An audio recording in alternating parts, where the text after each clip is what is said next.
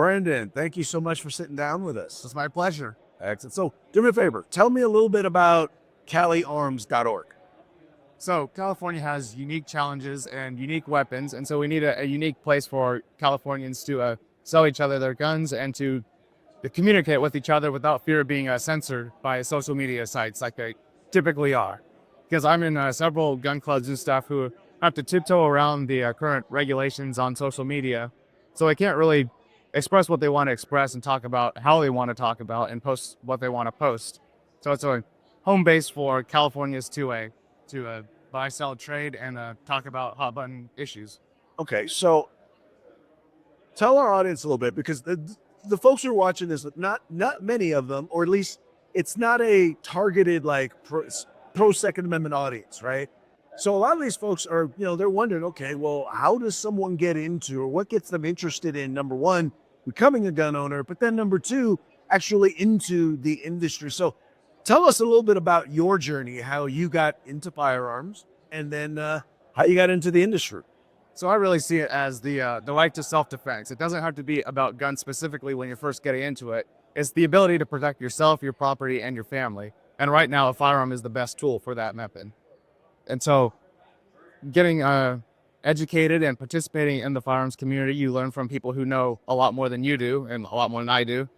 And that's how you can just get started. So even if you're just curious, it's like CaliArms, I want it to be anyone who's even curious. You don't have to be into firearms or even know anything about it to join. It's free, and you'll meet a lot of people who know what they're talking about, who can guide you in the right direction and put you on that path to defending yourself and your family. All right. Now, one of the fastest growing segments in terms of gun ownership is the Black community, right? But yet and still, a lot of people are surprised because what's the stereotype you think of when you think of, gun owners or people involved in the firearms industry? What's the normal? Yeah, people stereotype? Typically think white boomers. Exactly, white boomers. Yeah. You're not a white boomer. I'm not. I don't know if you know this. I've noticed that about you. I mean, what are some of the reactions, or what do you say to somebody who's like, well, you know what, that gun culture isn't really for us? I'd say to that, it doesn't even matter what the culture is. Like, do you want to defend yourself? Shoot out the gun. Well, it doesn't matter what the rest of the people are doing about it. It's about your ability to defend yourself. Exactly.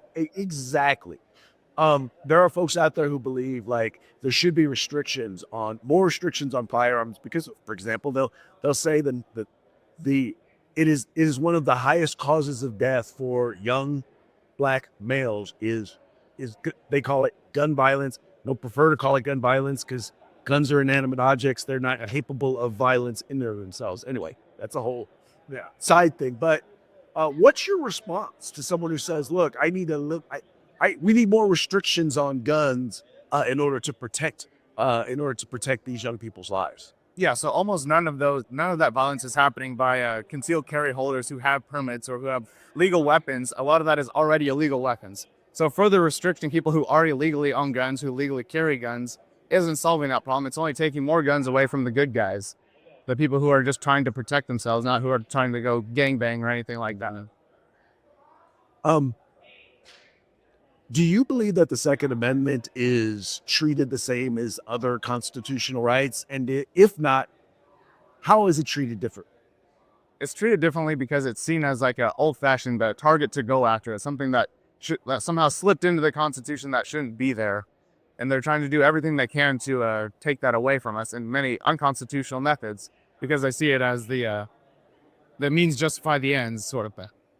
And so, yeah, it's created an emotional drive more than a logical one, because if you look at the statistics and everything, nothing supports taking away more guns from the legal owners is going to solve anything.